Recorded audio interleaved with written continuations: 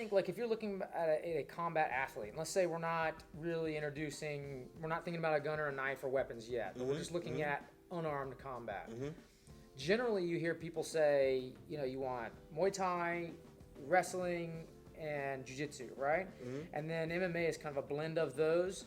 What would you say if you could? What are the main areas that someone needs to be a well-rounded combat, athlete? Yeah, good question. So, I wouldn't just say Muay Thai, or it's just striking.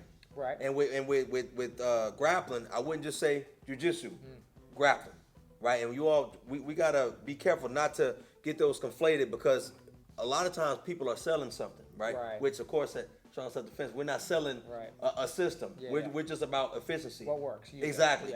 Pull back what you said, Bruce Lee. The whole philosophy of Jeet Kune Do, right? I take what I want, I throw the rest in the trash.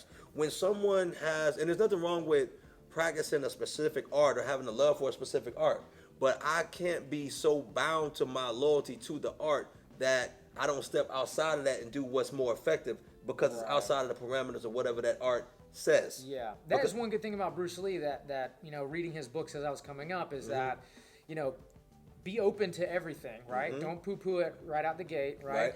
You should have enough intelligence and skill to know this is valuable and this is bullshit, right? And then you can basically, get rid of all that BS, keep what is valuable, and mix, and then start mixing it. It can be a mix. It can be, because martial arts is free. We're not confined besides to our environment or whatever body physical ambitions we have, but in terms of like our mind, we have to think about what's most effective. And the reason I say that is because so much of martial arts, because they develop in different cultures, so much of what's accepted in that art is culturally based. Right. You understand? In terms of, if we use Muay Thai as an example, the standing upright here as opposed to a lot of movement, there's no machismo in duck and dodge and moving around. It's like, hey, I'm not going back. Yeah, I'm not stepping to the side. Sit there, take damage, give damage. For sure. Who's going to be the harder person? Exactly. Right? Even if I block. Yeah. Even if I block. If you throw a hard high kick and I block, man, I still feel that shit on my forearms. Yeah. You see what I'm saying? As opposed to evading, right? And not beating up on Muay Thai. That's just an example. Because even with jiu-jitsu, or even with wrestling, there are some things that, because whoever was creating the philosophy, maybe they have been their preference. Right. As an individual, that disseminated into the art. Yeah. And then everyone else who came into the art says, okay, I'm going to do this too. Because this is what we do in this art. Right. Right? This is why prime example, when we talk about jiu-jitsu needing to prioritize wrestling a little bit more. Not that there's no wrestling there, but we need to hire, if you're going to be a grappler and you want to get the match, the fight, the whatever to the mat, you have to have a way to get the match there. Yeah. So it almost has to be a stronger focus on getting the match to the ground. Yeah.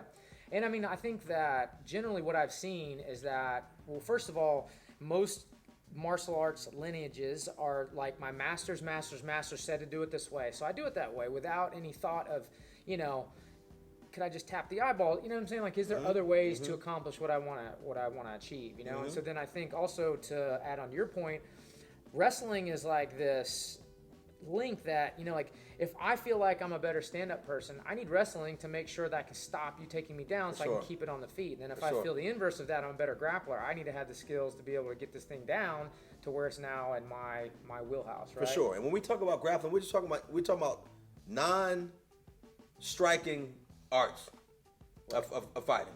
The sense, upper body trips, lower body takedowns. So it doesn't matter whether it's jiu-jitsu, which I think is the most effective because it's more people practice it. Yeah. So there's more minds going into developing it. Right. But whether it's jiu-jitsu, sambo, wrestling, judo, or any mix of all, then catch wrestling, grappling. In terms of striking, whether it's boxing, Muay Thai, kickboxing, anything it's just a striking art.